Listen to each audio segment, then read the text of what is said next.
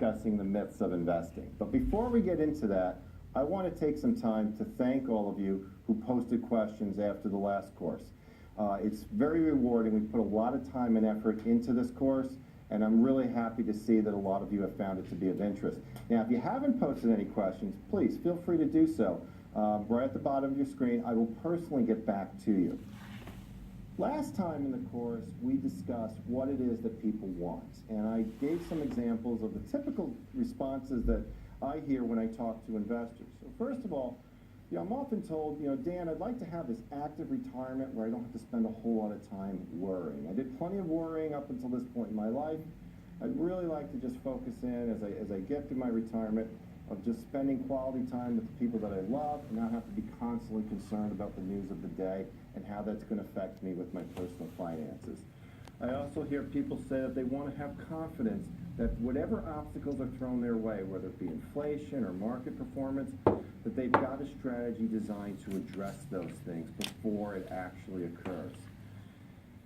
They want to be involved, but they don't want to have to be involved on a daily basis. They want to know what their strategy is, but they don't want to have to feel as if they've got to constantly be watching CNBC or Fox Business News or many other websites that are out there providing financial information.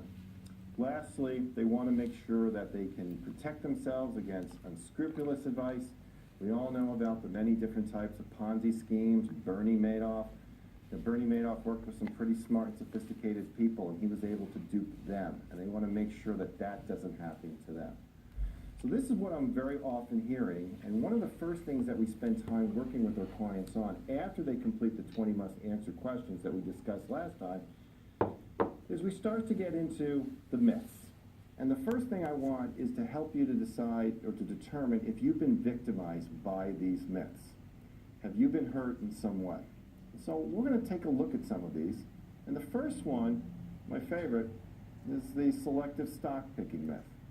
And that myth is that somebody, Jim Cramer or your portfolio manager or your brother-in-law, knows what stocks are going to go up and which ones are going to go down. They want you to believe that somehow they have knowledge that nobody else has. Now, I'll tell you this. If they do have knowledge that nobody else has, it might be worth listening to, except you could go to jail.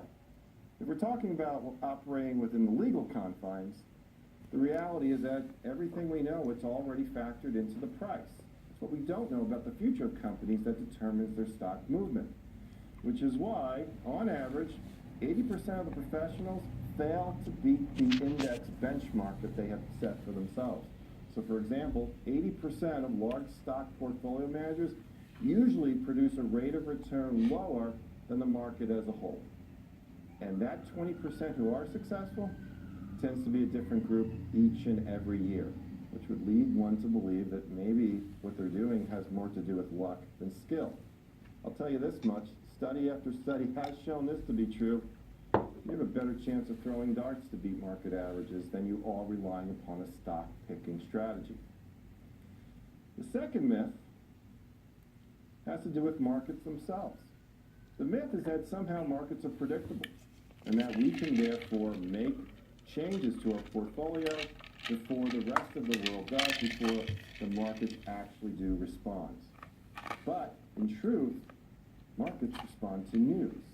And news, last I checked, continues to be unpredictable. A few years ago, there was a great television program about a guy who would get tomorrow's newspaper delivered to him today. And he had this wealth of information. Now, in the TV show, he actually originally used it to get rich. Later, he used it to do good. Look, the news is always going to be unpredictable. What we do know is that over time, good news does outlast bad news. Throughout the course of our lifetime, we've seen plenty of bad economic news, plenty of bad political news. Heck, I grew up in the Cold War, where there were thermonuclear threats always being made. And yet, through all that, the year that I was born, in the 1960s, the Dow was trading at about 600. Imagine how, you can do the math as to how many times it's doubled since then. News is unpredictable, and market timers who want you to believe that they know what the news is going to be, I have to tell you, they're either naive or they're lying to you. You decide which is which. The third myth gets into the fact that there are going to be some people who have had some success outguessing the market. And therefore, they're going to want you to believe that because they called it right in 2008 or they called it right last year, that somehow that's a good indicator of what they're going to be able to do in the future. So very often someone will say to me, look, you're always saying that markets can't be timed successfully and stocks cannot be selectively picked, and yet I just read about this guy who's done it. How do you explain that? Well, very simple. It's called the law of large numbers. Let me give you a great example. Imagine if we were in a football stadium, and I filled that stadium up with portfolio managers. And I asked every single portfolio manager to stand up, reach into the pocket and pull out a coin. On my go, I want you to flip. They flip. Those who get heads, stay standing. Those who got tails, sit down. Now, you give me a stadium full of people, you give me the number of portfolio managers we have in Wall Street, with that many people trying, there is going to be some manager who's going to flip heads 7, 8, 9, 10 times in a row. The law of large numbers pretty much mandate that to be the case. I wouldn't even think twice to know there is someone who will flip heads 10 times in a row. Expert coin flipper? Hardly. It's just the fact that if you have enough people trying to do something, whether or not it's based on skill, someone will be successful. Someone always wins the lottery. Someone always goes to Vegas and gets rich. Most people do not. The fourth myth gets to the fact that we are human, that we have emotions, that we do not behave in a logical fashion, frankly, most of the time. The evidence when it comes to investing, well, quite simple. You all know logically that we should buy when prices are low and sell when they're high. In truth, if you look at investor behavior, it's completely the opposite. People will routinely put most of their money into equity markets when they're at their peak. And they will wait until the market has crashed until they pull their money out. It's very similar to, say, weight loss. You know, we all know, quite simply, that to lose weight, all we need to do is eat less and move more. And yet, for some reason, we're unable to do that in a lot of cases. Dieting is a multi-billion-dollar industry. Why? Well, simply put, we have inside of ourselves a survival mechanism. It's wired in that tells us avoid pain. Seek pleasure where you can, but above all else, avoid pain. It was very useful for the caveman. He knew that he had to keep warm, avoid predators, eat whatever he could. But in a civilized world, that strategy, well, that'll make you quite heavy and probably shorten your life. The same when it comes to investing. We all know logically, yeah, markets go down. That gives us the opportunity to go out and buy more at a cheaper price. But it's painful watching our own investments drop with the overall market, so people panic. They convince themselves that somehow markets will go all the way to the floor. Logically, they know that's not going to happen. But emotionally, they can't take it anymore. And this becomes a major obstacle for people. Very often, it's not the investments we own that hurt us, it's our own behavior that hurts us. The fifth one, speaking to that, speaking to our humanness, if you will, gets to the fact that most people believe they can do this alone, that they can be their own coach to guide themselves through it. If you look at investor performance, it would indicate otherwise, that in fact, investors working on their own would typically make a lot of bad mistakes. The information, to be candid with you, it's not all that complicated to be a good investor. I'm going to share a lot of that with you. But what helps people more than anything else is having a coach, someone who can guide them. I always think of the greatest athletes. They always had someone who observed them, and when they weren't performing in the optimal manner, were willing to show them that. And more importantly, the great athletes were willing to be coached. We all know examples of some great athletes who aren't willing to be coached, and as a result don't have the same success on the field. Most of us act irrationally, we don't know it. A good coach will find those opportunities where we are acting against our best interest, point them out to us, and get us on the right track.